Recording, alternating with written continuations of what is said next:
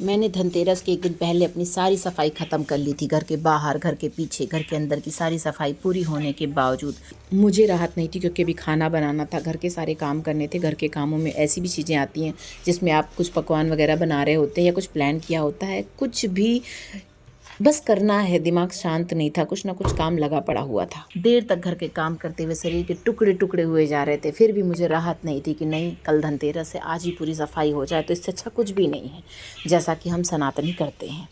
Finally मैंने पूरा काम कर लिया तो मुझे मन में राहत थी कि भाई अब मैंने सफाई कर लिया है, अब तो कोई रुकावट नहीं आ सकती है। अब तो यहाँ मेरे घर पे भी धन वर्षा होगी। माता लक्ष्मी मेरे घर भी धनतेरस, छोटी दिवाली, बड़ी दिवाली किसी ना किसी दिन तो जरूर आएंगी और धन वर्षा करेंगी, सिक्के स्वयं बरसाएंगी। मन में ऐसी खुशनुमा सोच लिए मैं उस रात सुकून से सोई। अगले ही दिन धनतेरस थी। सुबह ही उठकर घर के सारे काम निपटाकर नहा धोकर भगवान के सामने हाथ जोड़े, प्रभु आज कुछ माया दिखाएं, कुछ सोने के सिक्के हमारे घर पे भी गिराएं। धनतेरस के दिन के सारे सगुन दीवारों को पार किया, झाड़ू, नमक, हल्दी, गांठ से लेके जो जो बताया गया था नेट पे सब कुछ अपने घर पे ला के रख लिया। शाम आते तक बढ़िया धनतेरस मनाया। धनतेरस की पूजा करने के बाद, भगवान के आगे दिया लगाने के बाद घर के बाहर भी दिया जलाया। दिन भर घर के काम करते करते शरीर का एक एक पुर्जा हिल गया था। मिडिल क्लास फैमिली की तरह सोच में ही सब कुछ मिलने की ख्वाहिश रखे हुए अब मेरा शरीर बेड पे लुढ़क गया था। पर उम्मीद के धागे मैंने अब तक उंगलियों में थामे थे, क्योंकि दीपावली आने में भी पूरे 2 दिन बाकी थे। रात को सोते समय एक खूबसूरत सपना आया। यूं लगा जैसे माँ लक्ष्मी ने स्वयं मुझे जगाया और बोला, हे पुत्री, ये पैसे अपने पास रख। पर हाय री फूटी किस्मत, जाने क्यों मैंने उस पैसे को जाने अनजाने हाथ तक ना लगाया। बस देखती रही कि माता लक्ष्मी मुझे पैसे दे रही हैं, पर वो पैसा जाने क्यों मुझ तक पहुंच ही नहीं पाया। एक भरपूर नींद होने के बाद सुबह जब आलस हटा और थोड़ा सा होश आया, मुझे रात का सपना थोड़ा बहुत याद आया और मैंने दुख से अपना माथा सहलाया कि क्यों ना मैंने पैसे को हाथ लगाया। तभी तकिए के पास अपना चश्मा देखते हुए जब मैंने हाथ लगाया तो मैंने वहाँ 500-500 के करारे नोट पाया। भाई साहब, मैंने फटाफट उन नोटों को गिना और पाया पूरे 10,000 मेरे हाथ आया।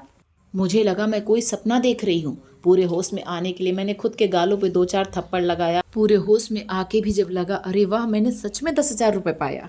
मेरे दिल ने कोशिश की उछल के घर वालों को बताएं, लेकिन तभी मैंने इस बात को छुपाया और सोचा सबको उठने दो, फिर आराम से बताऊंगी, कहीं ये पैसे गायब ना हो जाएं। अगर तब तक रखे रहे तब दिखाऊंगी। ये सोचकर मैंने उन पैसों को प्यार से अपने पर्स में ठिकाने लगाया। घर के सारे काम निपटा के पूजा पाठ करके जब मैं कमरे में आई और मैंने देखा कि जो सो रहे थे उन्होंने अपनी आंखों को सहलाया, मुझसे रहा ना गया, मैंने कूद कर बताया, पता है माता लक्ष्मी ने कृपा बरसाया, मेरे पास 10,000 रुपये 500-500 के करारे नोटों में आया।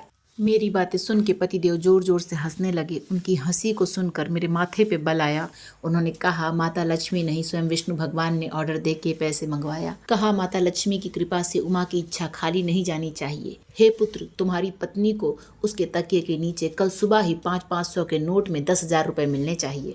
मैंने जब गुस्से में उन्हें घूर के देखा तो उन्होंने बताया, कल रात ही एटीएम से वो पैसे ले आए, क्योंकि मैंने ही थे मंगाए। उन्होंने कोशिश की थी मुझे जगाने की, मेरे हाथ में पैसे रख पाने की, मगर मैंने नींद में गधे घोड़े सब बेच खाए और उन पैसों को हाथ तक नहीं लगाया। इसलिए उन्होंने तकिए के नीचे उन पैसों को रख दिए कि सुबह नींद खुलते ही मेरे हाथों में वो पैसे आएँ और वो अपनी लक्ष्मी के हाथ पैसे दे पाएँ। अब सारा माजरा मेरे दिमाग को बिल्कुल साफ समझ आ रहा था कि रात को सपने में मुझे माता लक्ष्मी जी नहीं, मेरा पति जगा रहा था। अब मेरे मन में कोई शक नहीं था, ना ही किसी दो राय की थी गुंजाइश। कभी पिता, कभी भाई, कभी पति के रूप में भगवान ने आकर पूरी की थी ख्वाहिश। ये सच है कि हम इतने श्रेष्ठ नहीं जो भगवान हमसे स्वयं मिलने आते, पर किसी न किसी को हमारी ख्वाहिशों को पूरा करने का निमित्त जरूर है बनाते। Happy Diwali, bye bye.